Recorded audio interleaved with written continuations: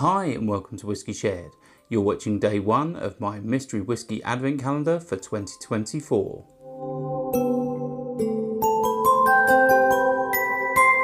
I'm Toby and you're watching Whiskey Shared. Welcome to day one of my mystery whiskey advent calendar for 2024. The way this works is I have over 100 samples in my sample collection and my wife has picked 24 at random. She'll put one a day into a blue Glencairn glass and I'll nose it, I'll taste it, I'll tell you if I like it and I'll have a stab at what I think it is. Bear in mind this is just for fun and sometimes I get it right and sometimes I get it wrong. Shall we find out what I'm drinking? On to the whiskey.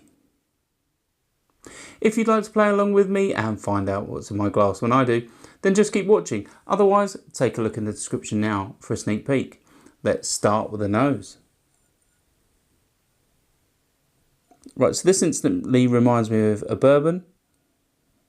I'm getting brown sugar, cherry, a little bit of ethanol.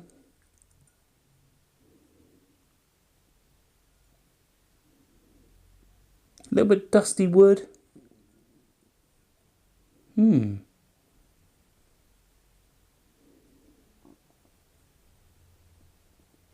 getting quite a bit of charred oak. I'm not sure of the ABV at this stage. It's probably, let's say, at least 46 to 50. But yeah, lots of cherry, so it's definitely reminding me of bourbon at this stage. Let's move on to the palate.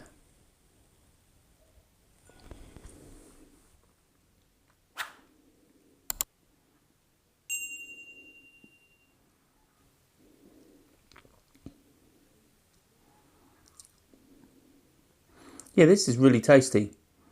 It's most certainly a bourbon. I'm getting lots of charred oak, lots of brown sugar, lots of vanilla, lots of cherry. There's a little bit of a furniture polish note, a little bit of ethanol. This is really tasty. It's slightly drying. I think it's probably a reasonably heavy char, I'd say, with this one. But it's, yeah, it's nice. Only a tiny hint of ethanol on the palate for me with this one. But yeah, this is ticking all the right boxes for me. Let's have another sip.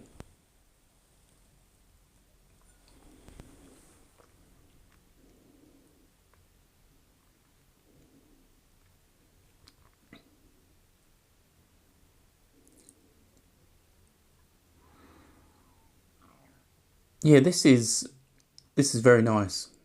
It's not too sweet, which is nice. I think there's a little bit of citrus, like orange oil I'm getting with this. There's quite a polishy note for me though with this. That's not a bad thing. It just is quite noticeable. There's a slight sourness to it, which reminds me of sort of sour mash whiskies. I'm getting sort of Knob Creek vibes. I'm getting sort of Heaven Hill vibes. It's also reminding me of Four Roses, that sort of character. Really is nice. Let's have one final sip.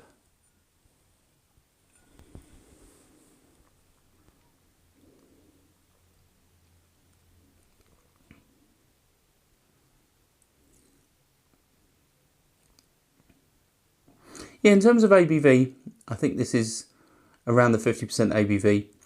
I'm not sure with ages when it comes to bourbon. I'm really rubbish at guessing bourbon ages.